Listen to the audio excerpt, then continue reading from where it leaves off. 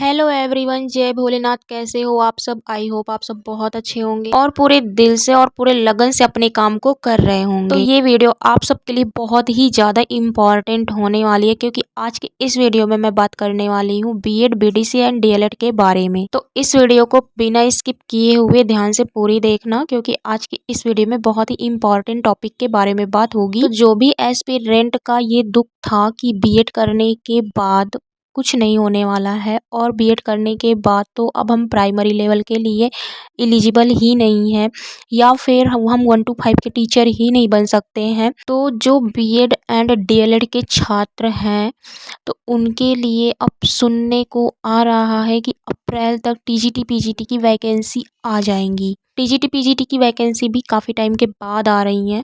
तो अगर TGT PGT की वैकेंसी आ रही है एटलीस्ट, तो हमारी तैयारी भी तो होनी चाहिए। अगर हमारी तैयारी नहीं होगी तो हम लोग टीजीटी पीजीटी का फॉर्म तो भर देंगे लेकिन पेपर नहीं निकाल पाएंगे। और देखो, टीजीटी पीजीटी के लिए आपका बीएड होना चाहिए एंड आपका सीटेट क्लियर होना चाहिए।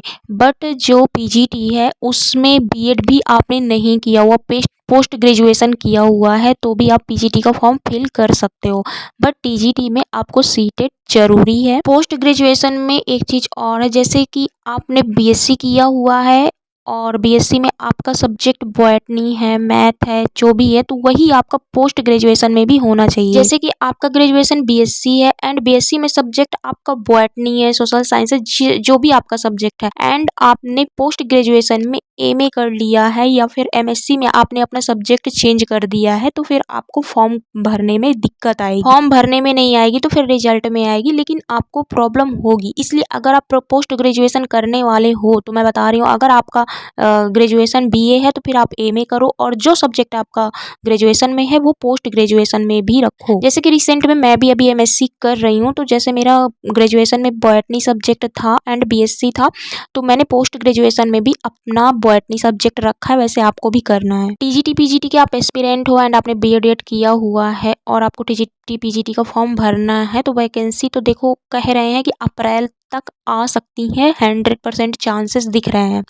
अब आपने तैयारी नहीं की है तो फिर वहाँ पर दिक्कतें आ जाएंगी, क्योंकि इजी नहीं है। मैं तैयारी कर रही हूँ तो मुझे पता है टीजीटी पीजीटी की तैयारी करना इतना इजी नहीं है। सिलेबस को समझना, मेरे कहने का मतलब है कि चीज़ों को एक्सप्लोर करने में भी काफ़ी टाइम लग जाता है। तो अगर आप लोग टीजीटी पीजीटी का फॉर्म भरने वाले हो तो मैं फिर से बोल रही हूँ कि आप अपनी तैयारी अभी से शुरू कर दो। और टीजीटी के लिए मैं बता दूं, आपकी ग्रेजुएशन की डिग्री होनी चाहिए और बीएड होना चाहिए, सीटेट पेपर 2 आपका क्वालिफाई होना चाहिए। इसकी एज लिमिट है 35 साल और ग्रेजुएशन में आपका 50% होना चाहिए। पीजीटी के लिए आपका बीएड क्वालिफाई होना चाहिए एंड अगर आपने पोस्ट ग्रेजुएशन कर रखा है, एमए एमएससी कुछ भी, लेकिन ग्रेजुएशन जैसा कि मैंने अभी आपको पहले बताया, एंड इसकी एज लिमिट है 40 साल। और बीएड और पोस्ट ग्रेजुएशन में आपका परसेंटेज 50% यानी कि 50% होना चाहिए, 50% से कम नहीं होना चाहिए। और बीएड बस कर रखा है आपने, लेकिन उसमें भी आपका परसेंटेज 50 से ऊपर होना चाहिए, तभी आपको सही रहेगा।